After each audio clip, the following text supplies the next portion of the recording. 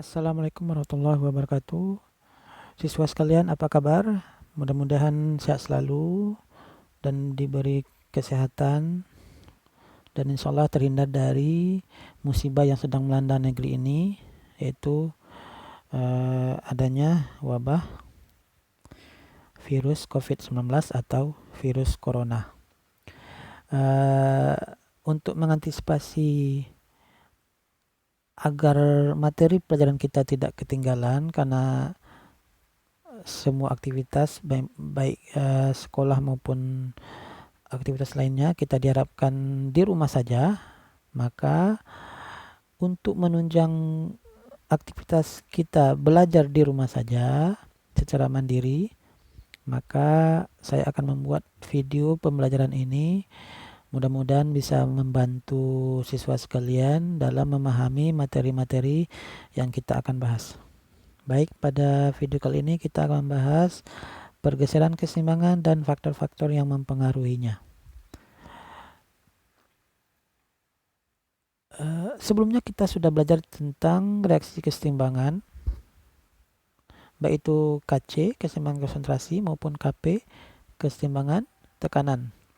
Maka pada video kali ini kita akan membahas pergeseran keseimbangan dan faktor-faktor yang mempengaruhinya. Menurut asas Leeds-Chatelier, apabila dalam suatu keseimbangan dilakukan tindakan atau aksi, maka sistem keseimbangan tersebut akan melakukan reaksi, sehingga pengaruh aksi tersebut dapat diperkecil. Dalam artian, jika sistem keseimbangan menerima aksi, maka secara otomatis dia akan memberikan perlawanan atau reaksi. Sehingga sistem ini tetap berada pada posisi kesetimbangan. Baik, kita lanjutkan. Faktor-faktor yang mempengaruhi keseimbangan ini ada 5 faktor. Yang pertama, perubahan konsentrasi. Yang kedua, perubahan volume. Yang ketiga, perubahan tekanan. Yang keempat, pengaruh suhu atau perubahan suhu. Yang kelima, pengaruh katalis. Baik, nanti kita akan bahas satu persatu seperti apa faktor-faktor ini bisa mempengaruhi keseimbangan atau mempengaruhi pergeseran kesetimbangan. Baik, yang pertama, perubahan konsentrasi. Jika konsentrasi zat ditambah, kesetimbangan bergeser dari arah zat tersebut. Ini prinsipnya ya. Ini konsepnya. Jika konsentrasi suatu zat ditambah, maka kesetimbangan bergeser dari arah zat tersebut. Atau sebaliknya, jika konsentrasi zat dikurangi, maka kesetimbangan akan bergeser dari arah zat tersebut. Ini analoginya ya. Misalnya nih, kita anggap ini adalah sebuah bak mandi misalkan ya. Ada bak mandi dengan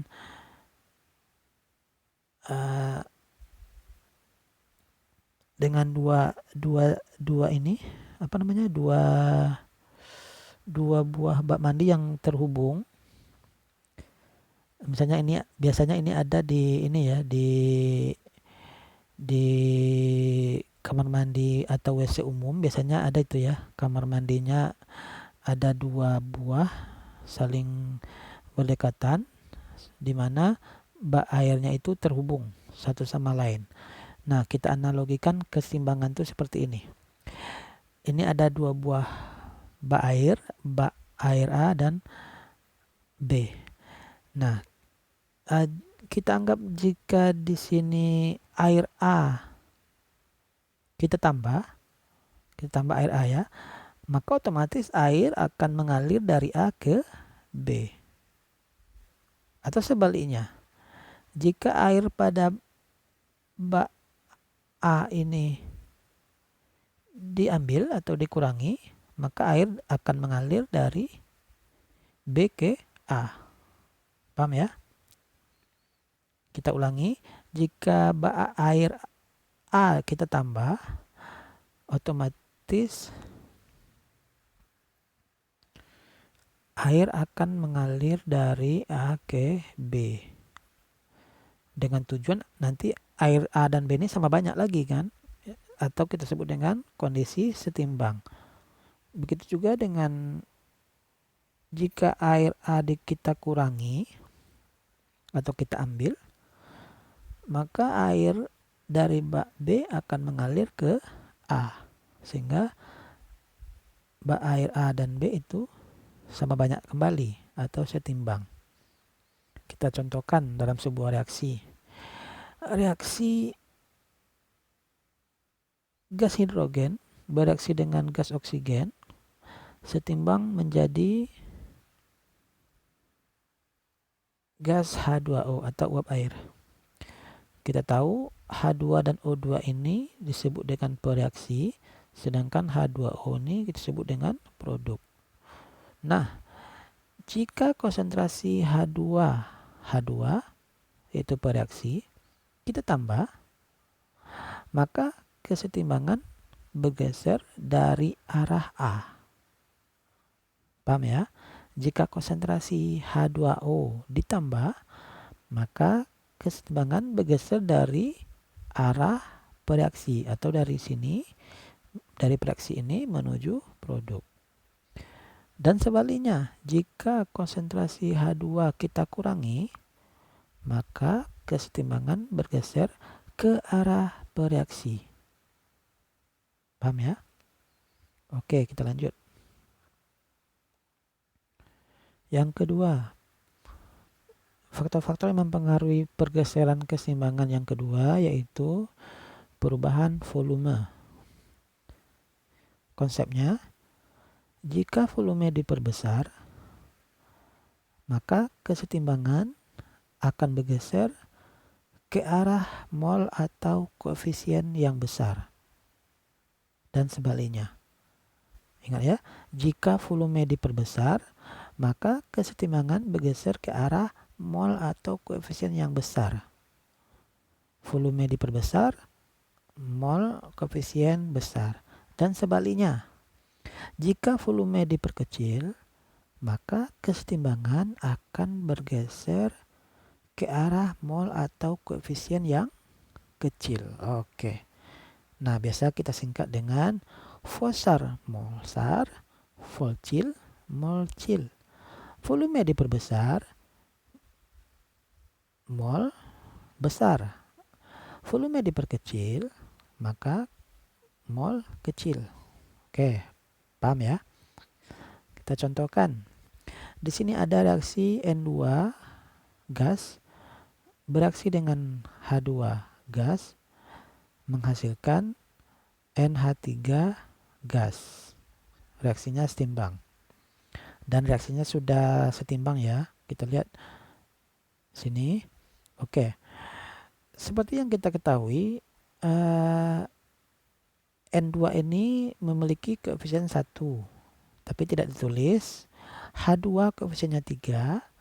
NH3 koefisiennya 2. Oke, kita lihat. Koefisien atau mol pereaksi. Pereaksi yang mana?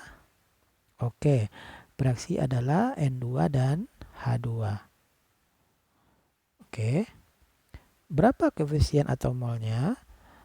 Koefisien N2 1, koefisien H2 3, maka 1 tambah 3 sama dengan 4. Jadi koefisien pereaksi atau mol pereaksi sama dengan 4. Koefisien atau mol produk. Produk itu NH3. Berapa koefisiennya? 2. Artinya, koefisien atau mol pereaksi 4 itu lebih besar dibandingkan koefisien atau mol produk yaitu 2, yaitu lebih kecil. Oke, kita lanjut. Jika volume sistem diperbesar, ingat, volume diperbesar, keseimbangan bergeser ke arah mol besar. Mol siapa yang besar? Yaitu mol pereaksi. Jadi, jika volume sistem diperbesar, maka kesetimbangan akan bergeser ke arah pereaksi. Kenapa pereaksi? Karena mol pereaksi lebih besar, yaitu 4. Jika volume sistem diperkecil, ingat, volcil, mol kecil. Jika volume sistem diperkecil, maka kesetimbangan akan bergeser ke arah produk. Kenapa produk? Karena koefisien produk itu 2, itu lebih kecil. Jadi kesetimbangan akan bergeser ke arah produk. Sampai di sini paham ya? Oke, kita lanjut. Yang ketiga yang mempengaruhi pergeseran kesetimbangan yaitu perubahan tekanan. Kita tahu antara volume dan tekanan itu berbanding terbalik. Oke. Jadi jika volume diperbesar itu sama dengan tekanan diperkecil. Dan sebaliknya, jika volume diperkecil artinya tekanan diperbesar. Oke. Apa hubungan dengan kesetimbangan? Jika tekanan diperkecil, maka kesetimbangan akan bergeser ke arah mol atau koefisien yang besar. Ingat, tekanan diperkecil, maka kesetimbangan bergeser ke arah mol yang besar. Dan sebaliknya, jika tekanan diperbesar, maka kesetimbangan bergeser ke arah mol atau koefisien yang kecil. Oke. Bisa kita singkat T-cil mol SAR, T-SAR mol cil. Tekanan diperkecil, kesetimbangan bergeser ke arah mol yang besar. Atau sebaliknya, tekanan diperbesar, maka kesetimbangan bergeser ke arah mol yang kecil. Oke. Kita lihat contoh.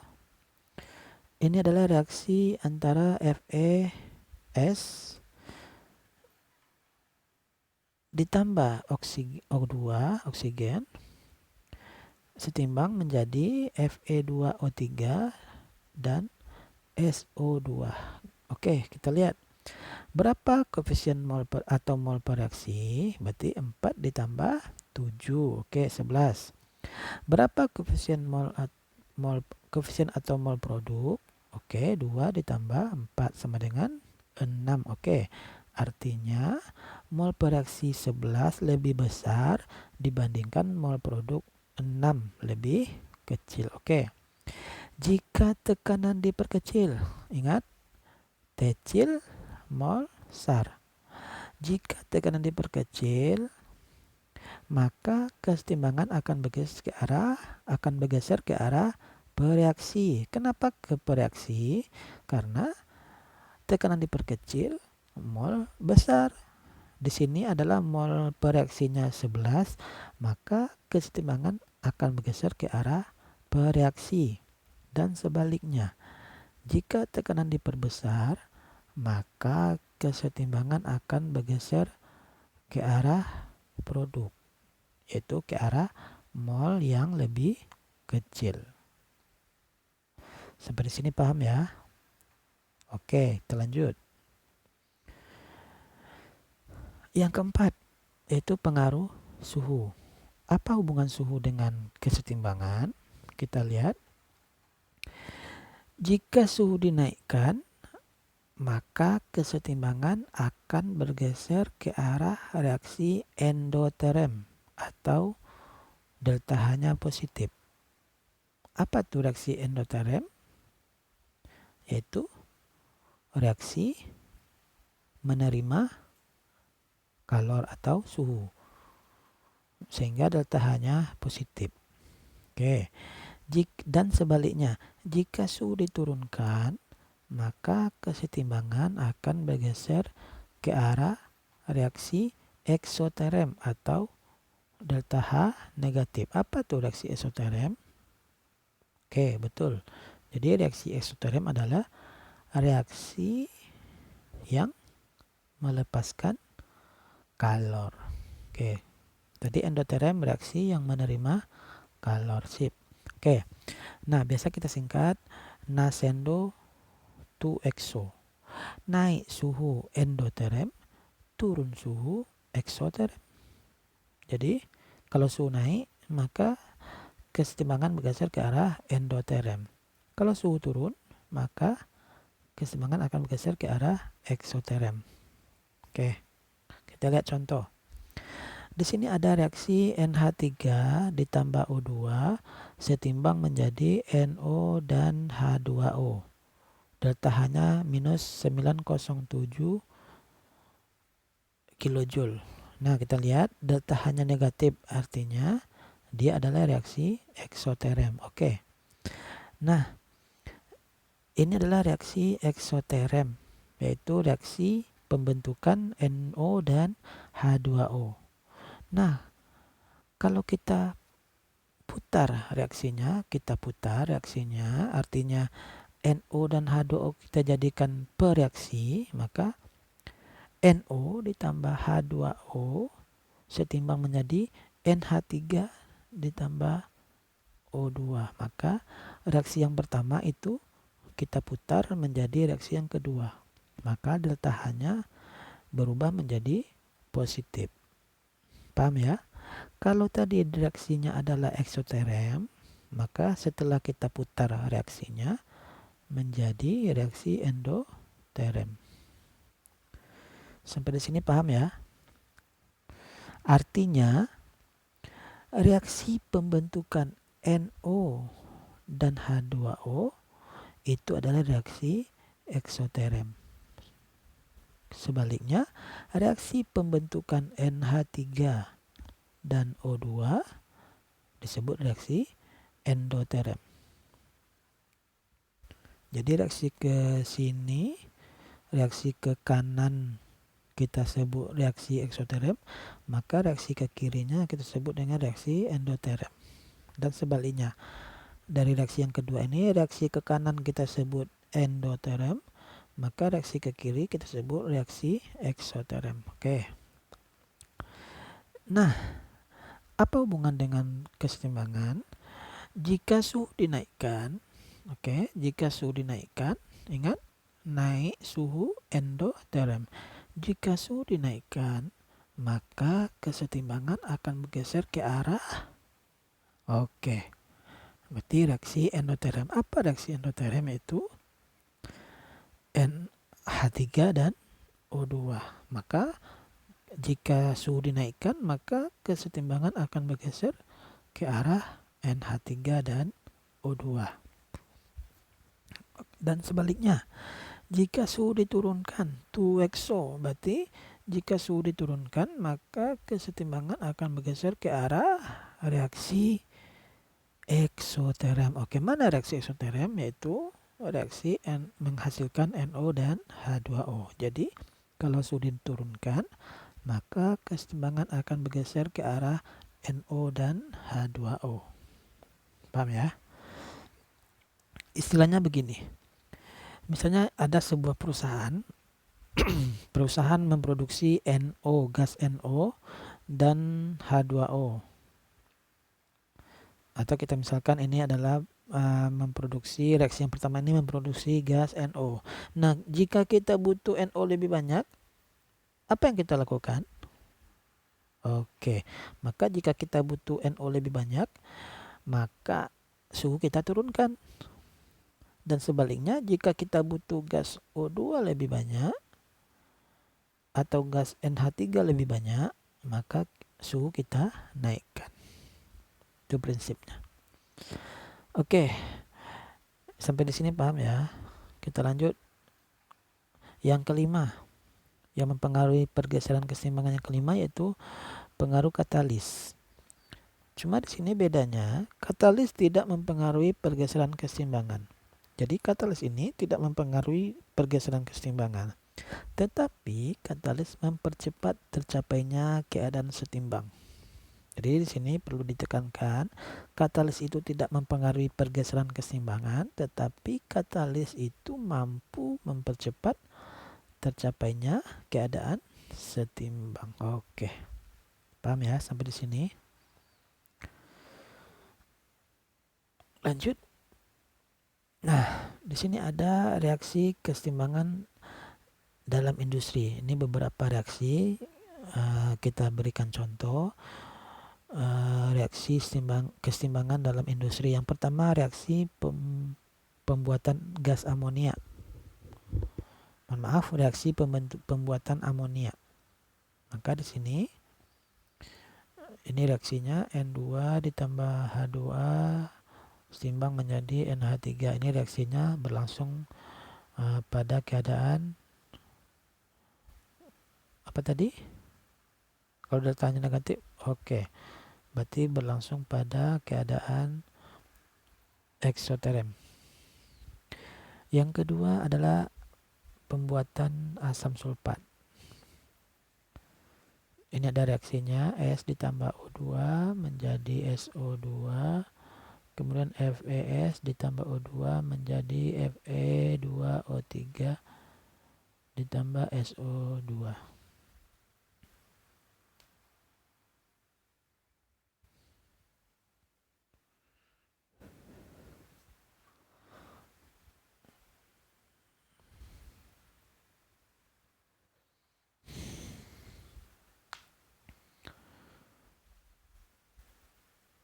Yang ketiga, pembuatan gas klorin. Ini reaksinya.